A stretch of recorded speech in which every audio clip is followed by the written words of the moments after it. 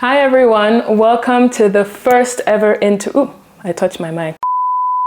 Hi everyone, welcome to the first ever interview I'm going to be having with a friend of mine. We met at a Black Girls in Tech event. This was at the Amazon office. I had asked a question regarding me transitioning into tech. After this question, she actually pulled me aside and said, hey, I've been facing something similar. So her name is Gayle. I'm very excited to introduce her to you. She is bubbly, energetic. I love the way she drives community or she supports people. I will let her introduce herself to you. So without further ado, welcome, Gayle. Hi, Nkechi. Thank you so much for having me. Yeah. That was such a lovely intro, by the way. It's like, oh, I'm bubbly. Yeah. Thank you. Thank you for having me. How are you? I'm doing well. Well, Yeah. I'm excited. The weather, it's sunny, and in London we have not been getting that. I know, lately. right? So like the past week, it's been raining. Did you go out when it was sleeting? It was raining sleets. It was tiny little ice cubes. I did not. You did not? Oh my God. So I had to go out and I don't know what I was doing, and I was waiting outside for a bus or something, and the sleet just caught my, like it packed on my jacket. Yeah. And just before I was thinking, pour it out, everything just went inside. Oh, jeez. Yeah. That was painful. So introduce yourself. I am Gayle Thompson Igwebike. I'm originally from Nigeria. I'm an Igbo girl. Yeah. And, that was one of the first things I noticed about you when we met. Yeah. And you said your name, and I was like, hey, wait, that's an Igbo babe. Yeah. That got me excited. But yes, this is who I am. Yeah. That's very, well, like I said, the way I met you, Black Girls in Tech event. And so I'd asked a question about just transitioning into tech and then having a non-conventional or an unconventional background and applying for positions, but not necessarily having that computer science degree and how to best position myself. After asking this question, I was leaving to get some lunch and Gayle literally said, come here. And she was with other people and said that she had been facing the same thing and that we needed to, in a sense, come together and find out how best to support one another. That's correct. So, I mean, how is this from your own side? I also asked a question. So after your question, I had asked a question, which was, you were coming from the point of, that transitioning and not getting like opportunities and stuff like that. And I was coming from the point of, I'm a transitioner as well, right? Into tech. And every time you would go for job interviews, or rather every time you try to apply, you would get companies saying, do you have a university degree? I'm like, well, yes, I do. Yeah. But it's like, do you have one in computer science? Well, no, I don't. No. So, the thing is, you say it's okay. You can have a training, not necessarily the formal university training. Yeah. So I've done that now. But the question I was asking was, why are the people who transitioned who don't have your traditional degree not captured?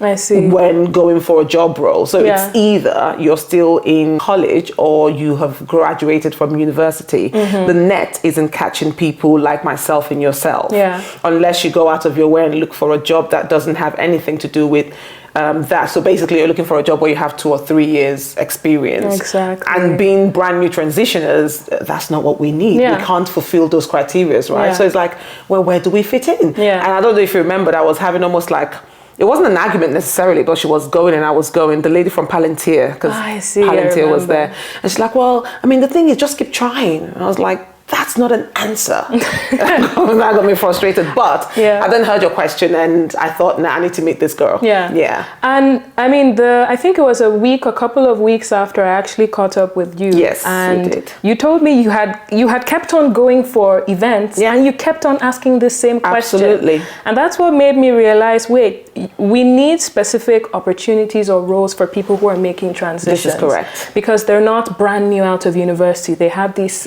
skill set. Absolutely. So how do you create opportunities for people who can bring in, maybe they already have communication skills, they know how to mentor younger people, how can we give that value? But I mean, jumping off of that, I'd like to know what even got you interested in tech in the first place. You're a full stack software engineer, right? So I love that. I love when you say that. Say that again. Full stack software engineer. Oh my God. It rolls off the tongue. It rolls off the tongue. It rolls off the tongue. It really does. So what got me interested? Do you know the truth of the matter is, I don't think I was particularly interested in, let me do tech. as see. tech, if that makes sense. That makes it was sense. more a question of science as a whole, STEM as a whole, right? I've always wanted to be a medical doctor. Yeah. I've always wanted to be a medical doctor, but because I went to college here, I started from college level here in this country. So in college, they kind of like get people to sort of help you and position you. So they call them counselors, career counselors. Yeah. And my career counselor said to me, people, and I remember that phrase, people like you don't become doctors. Yeah. You know, but obviously as a younger person then, I didn't get, this was like, what, 18? I didn't get, it wasn't something that I immediately picked up on to say, wait, what are you talking about? People like, that never even occurred to me. Interesting. But it's interesting that that phrase stayed with me. Yeah. And what she said was, you should study nursing or healthcare assistant or social care. That was it. And I think from then on, there was something in my head that just sort of like knocked me off the pedestal of wanting to be a medical doctor. Yeah.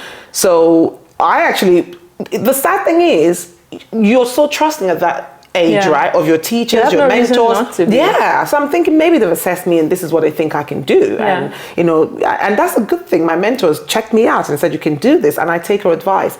And I've gone home and I'm telling my older sisters and brothers, I'm going to do nursing or healthcare. My sister's like, it's not going to happen in this house. Trust Nigerian parents and, you know, and family. It's like, no, you've always wanted to do medicine, go do it. But by this time, my confidence is completely and totally knocked, right? Yeah. I don't think I can do that anymore. So I wanted to do like social care or something. As it's like, it's not going to happen. You're going to study. If you're not going to do medicine, you're going to do law. But it would not be, you're not going to do social care. Not because anything is wrong with it, but how do you go from saying, I want to do this, to completely pivot into something else? Yeah. So, you know, these are the people that pay my bills and my life insurance. So I had to go do law, which I actually totally enjoyed. And then I didn't practice law itself, but I worked in a law firm for a few years because the idea was that I work with them and then they would put me through to law school. And then just before that happened, they changed management, who then told me, you know, stay for another year or so and then we'll do it. I'm like, you know what? Nah, I'm done with this. Yeah. So then I left that and from there I went into media. Okay. Yeah. But all the while I'm working, I think somehow or the other, like, I think nature just kind of kept pushing me towards here. And when it dawned on me that actually there is tech, which is part of STEM, I actually went to an event for STEM. Okay. Yeah, STEM girls. And then that was when we started talking and I was like, actually, even if I'm not a medical doctor, I can do other things in science. Okay. And that's where that interest sort of like came full circle again.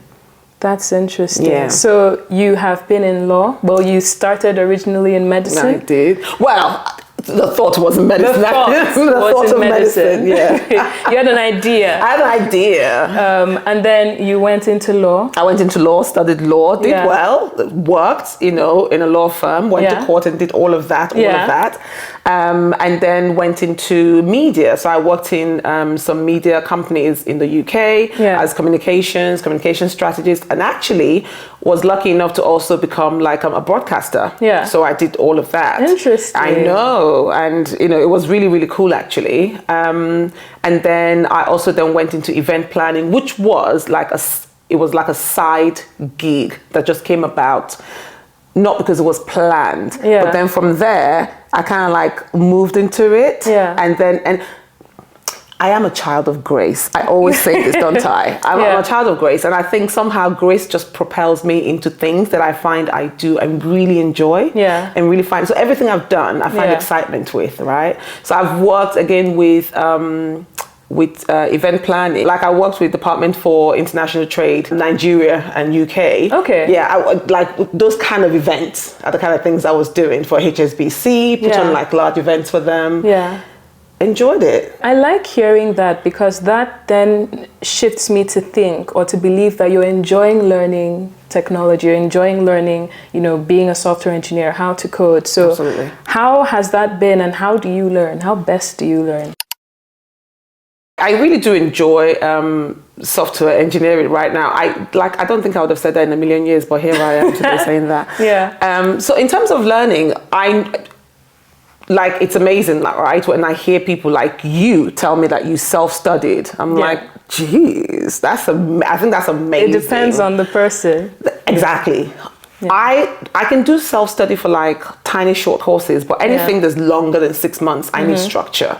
So I learn better when I have tutors talking to me and I'm taking notes, and then I can revise on my own. Yeah. And then I can always go back and ask questions. But so when I started with when I went into tech, I started with like HTML, right? I had to do that on my own. Okay. HTML and CSS, just as a taster thing to see if I actually like this. Yeah. And I remember it gave me so much headache.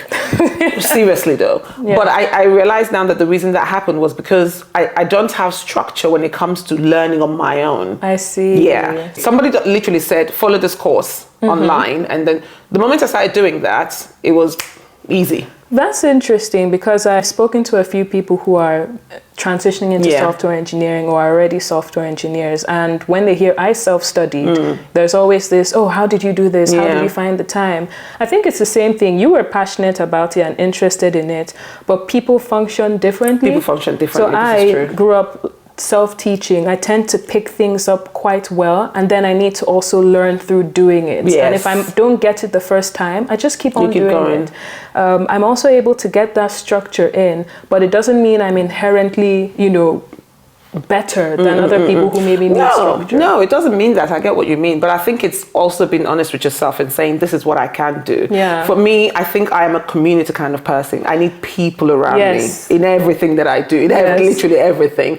So I think what I have, like, I really enjoyed studying because I have a class full of people. So there's like, I think maybe randomly 30 of us who did the course together, and ours was like 14 months of doing the course. Oh. Yeah, we did a Which proper course was this? So I went to a place called Code Your Future. I've seen them online. So we did, but you can be as fast as you want, but they have a syllabus that you have to follow. Yeah. And then when I finished, I wanted to just be a part of those people who did more and more projects, just so I can kind of like get better at what I've learned. If that makes sense. What do you mean? The people doing more and more So projects? There are people who finish and immediately go off. I'm looking for a job. I'm ready to face the world. Yeah. And then there are some people like myself, a few of us who are like, wait, I need like a month or two to like do more projects and know that, okay, so I've studied, I don't know, say React, for instance, and I built something in React and JavaScript, and I want to like really get my teeth into it, not just doing the basics that made me say I've passed that exam, but I want to do more. So you kind of like step back a bit. Instead of immediately I finish, I jump into it. It doesn't mean there's anything wrong with you if you did. That's perfect, but you're asking how I learn. What made you want to do that? Did you get advice from anyone that made you take that? No, I just know myself. I just know that I wanted to do more. I didn't want it to be, I finished my course, here's the things that I did in my course. I wanted to say I finished, but I also in my own time did X, Y, and Z. Yeah. Projects for myself. Yeah. And that was why I did that. I think that also shows initiative. It shows you taking initiative before saying, okay, I'm looking for a job, but in the meantime, I'm actually focusing on building out more projects because maybe there's something else I wanted to try, or I would like to get a bit more proficient with that. That sounds like a nice thing that you did. I'm glad you think that way, because I'm thinking it's more fear, like just step out there. But I'm like, no, I'm not ready. You know what? It could be. It could be. I guess I'm looking at. And there's nothing wrong with it. Right? It's just as long as you know that it's fear, because I've had circumstances where I call it feeling the fear and just doing it anyway.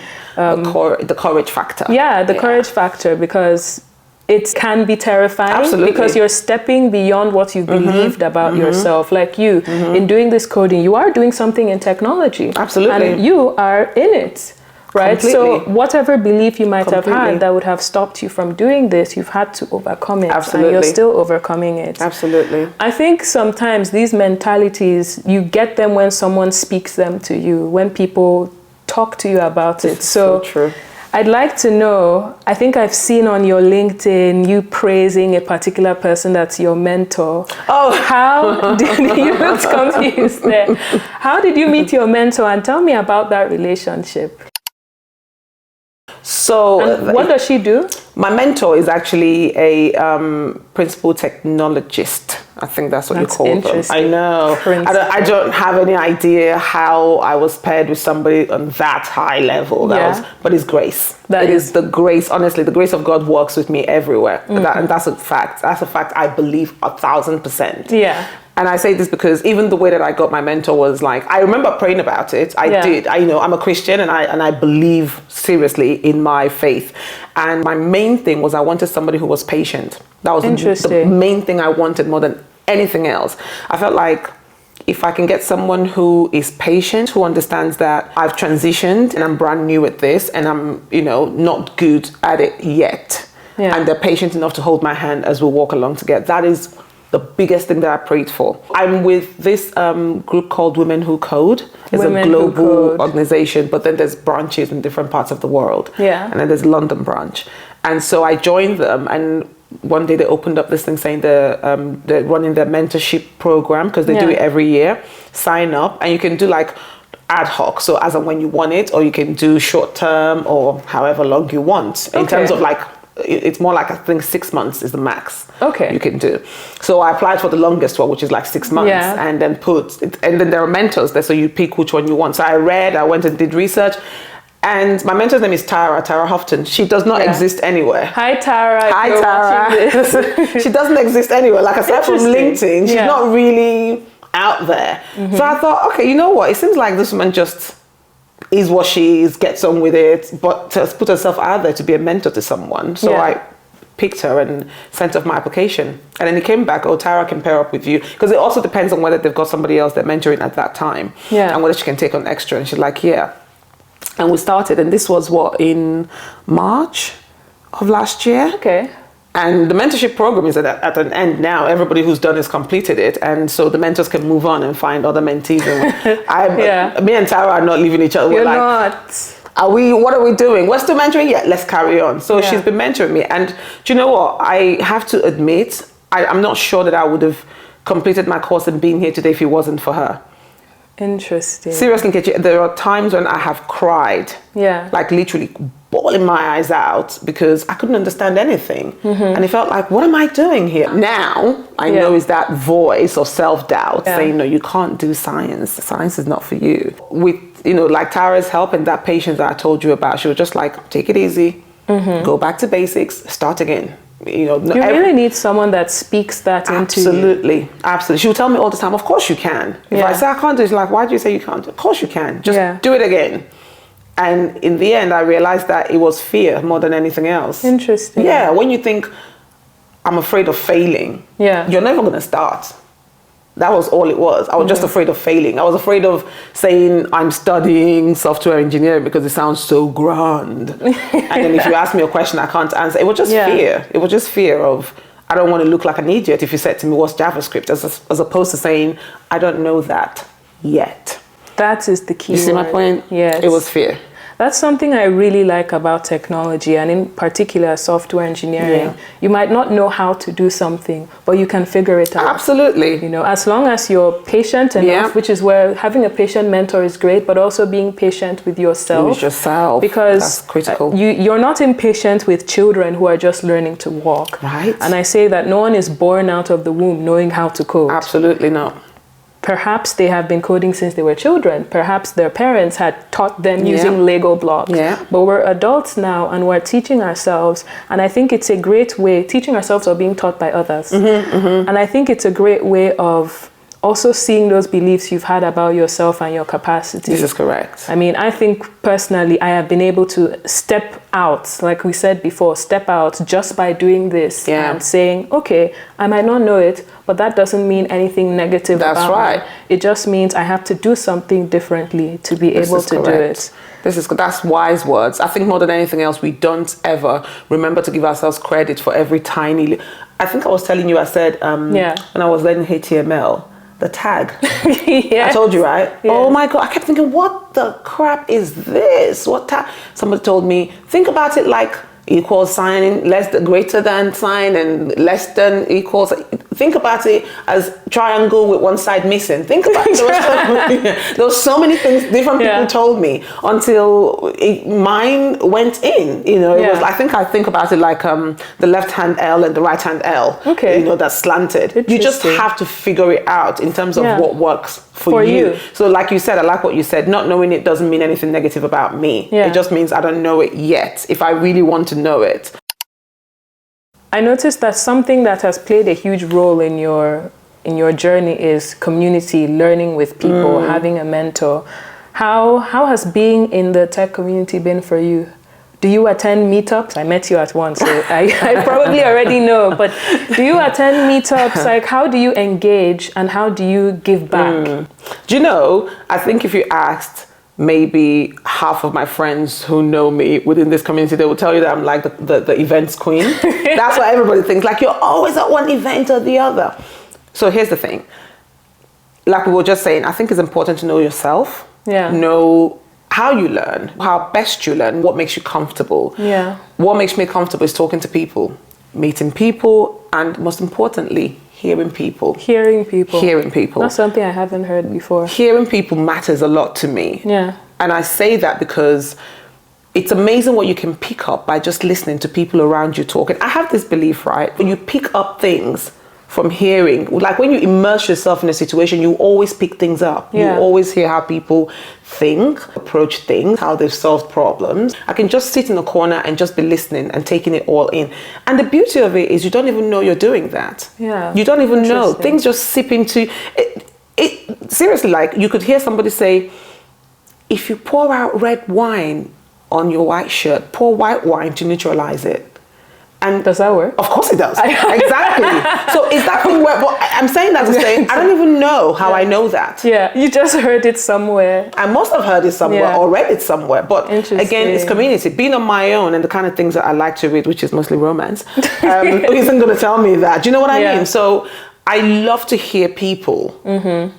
And this is not just hearing you. I mean, when we say that, we're not talking about gossip. We're talking about real life situations. Like, not gossip. When we're in like tech events, and even you, like when you spoke at the event that we met at in Amazon, because I heard you, I was able to say, damn, that's exactly what I'm going through. That's exactly what a lot of people have been talking about. That's exactly the thing we need to be figuring out. How do we make sure that people, companies, recruiters hear us? And together, it's not individually because if I do it with you, you might take my role. No, it's together. Not at all. Yeah. I want, when I'm talking to any woman who's just, especially transitioners, I want you to know that you're not alone. Yeah. I want you to know that whatever you're going through, you're not isolated. Yeah. Other people have been going through it or are going through it or have gone through it. Yes. But most importantly, you knowing that means nothing. Most importantly, I want you to know that help is available. Yes. And it's, how do I provide that help? Yeah. And in my own little way, all I've been doing is attacking. When I say attacking, I'm sorry, that sounds negative. I've been talking to companies. I mean, I went to Cisco, I spoke to them, I'm like, what are you doing to capture transitioners? What are you actually, so transitioners are coming to you, they're not brand new, like we said, we've got skills from before, we've done other things. Yeah. And so we are like a separate breed of animals that we can do so much more for you whilst you give us the opportunity to learn this new skill. Yeah. It's just a niche skill. And it's not even learning from a base of zero. People have gone to boot camps, they've learned on their own, they've built things. So you have this diverse amount of talented people sitting there just saying, look, take us, because you don't need to, nobody needs to train you and I in the art of communication. Yeah. Nobody needs to train you and I in the art of, I don't know, customer care or customer service. Interpersonal relationship. Yeah. People. Exactly. Leadership skills. We've got that already. And we're saying, I just need to put into practice this thing that I've just finished learning, right? Yeah. And do more. And those people keep getting neglected because there's this thing of, if you're not a university, I keep telling people, you need to talk to people. Yeah. Because it's from talking to people that somebody can say, you know what? I know a girl called Nkechi who's just done this. Yeah. And she can do. That's part of the reason I love community so much. Yeah. Because word of mouth is powerful. Yeah. word of mouth is so powerful. And I feel like if we keep getting, ignored or getting slipped from this net, then we need to build our own net. Yeah. I mean, that's also, it inspired Pivot Tech. Yeah. Because the idea was so many people transitioning from one role into another. Yeah. They don't have that community and they don't have that like holistic development. You are doing the technical things, you're doing the work. Yeah. But then where are the resources for transitioning, that community, the knowledge? How That's else correct. do you position yourself as someone who has come with all these skills?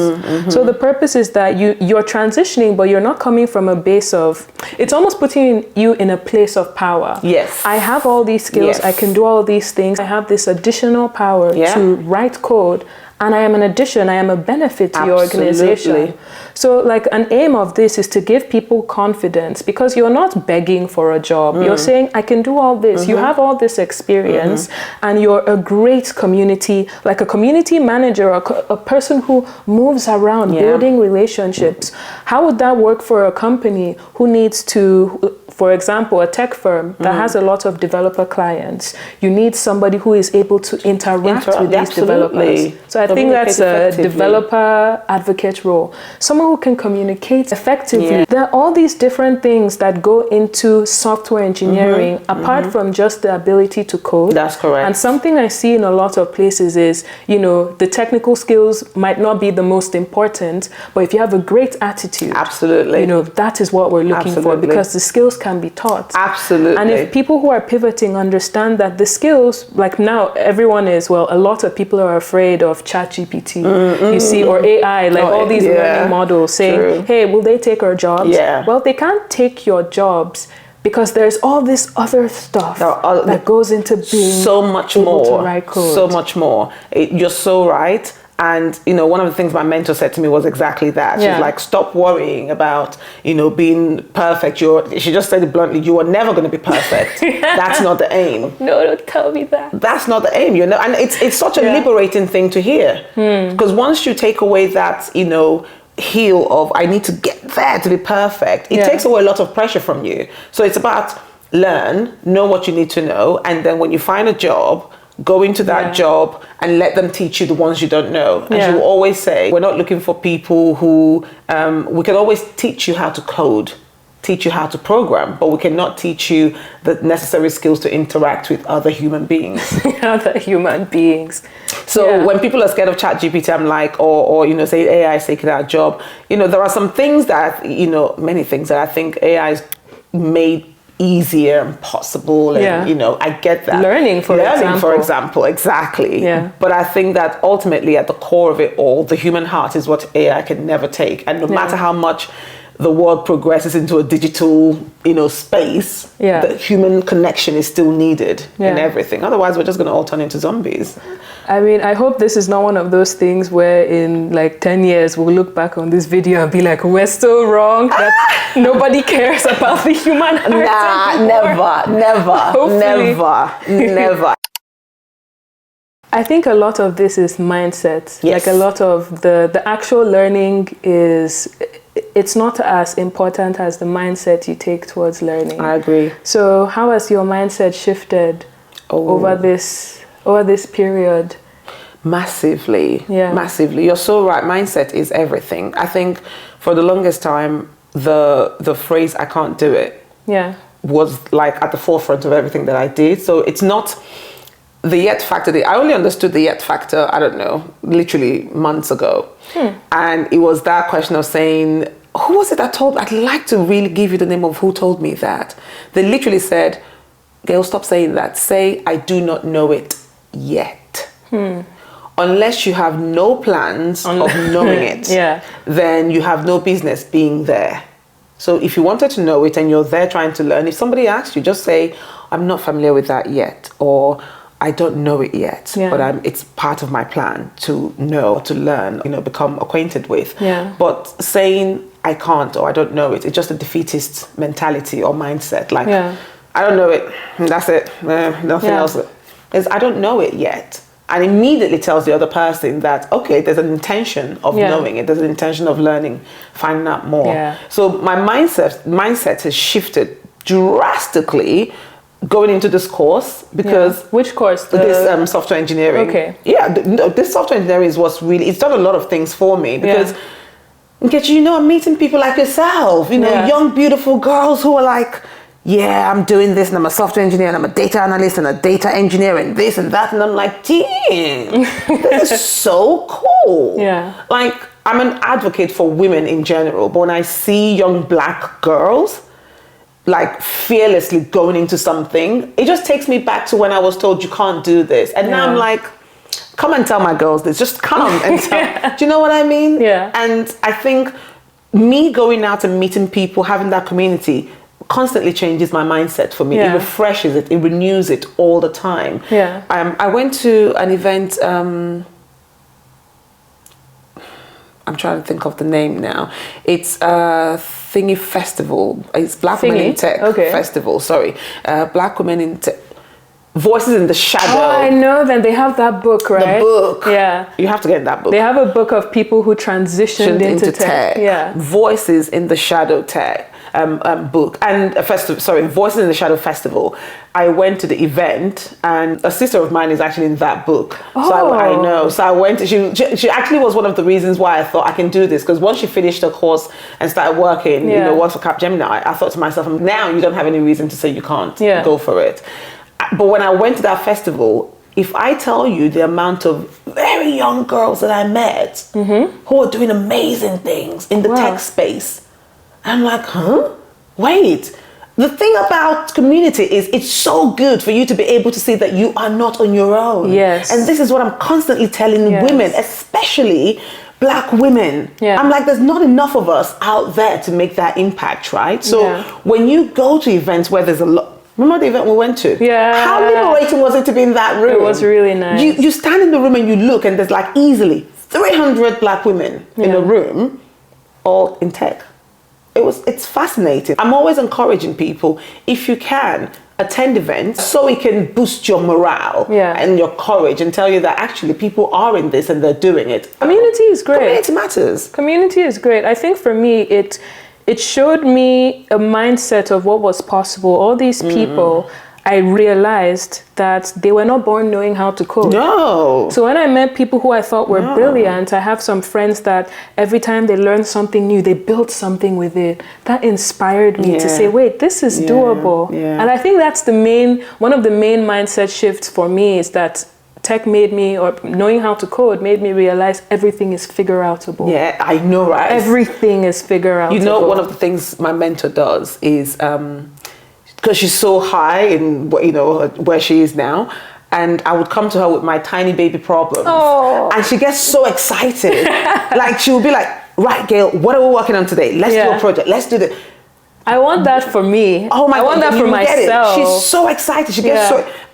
And what that taught me is, don't shy away from problem solving. She's now made me like solving problems. Yeah. So I'll look at something that's totally out of my scope and be like, yeah, but how can we solve it though? But that is so cool. That's like, the question. That's the thing. That's the question. And it was from her. She'd be like, why are you so scared? Like before, every time I would run, let's say I do something, I would go into the terminal and run it, and I see all these errors. I'd be like, oh my God, because you know how errors look so scary. And she'd be like, Gayle, but in the errors you find your answers. Read them line by line. See, that sounds philosophical. In the errors you find the answers. She says it to me all the time. Stop being scared of errors. That's where you get your answers. Yeah. Like, look at it. And it's interesting, the little things she's taught me without even knowing she's teaching me. She'd be like, yeah, but what does it say in the error? And I'd be like, I've read it, doesn't make sense. All right, then go into your DevTools and look and see if the DevTools can show you anything. Yeah. Everything became a tool for solving a problem. Everything, including the mistakes, including the errors, everything became a tool for solving, but not just tech problems. Yeah. Every problem. I like that. Yeah. I like that. That's another mindset shift. So before, everything would be oh my God, Nkechi said this and I don't know what to do. Now it's like, okay, cool. So what do we do to fix it? Yeah. And it became exciting to be solving problems. You know, like, it doesn't matter what the issue is now. It's like, well, how do we fix it? Let's figure out. Yeah. So as someone who now knows everything is figure outable, what's one technical goal for this year? My one goal, get a really great job. That's my focus. Yeah.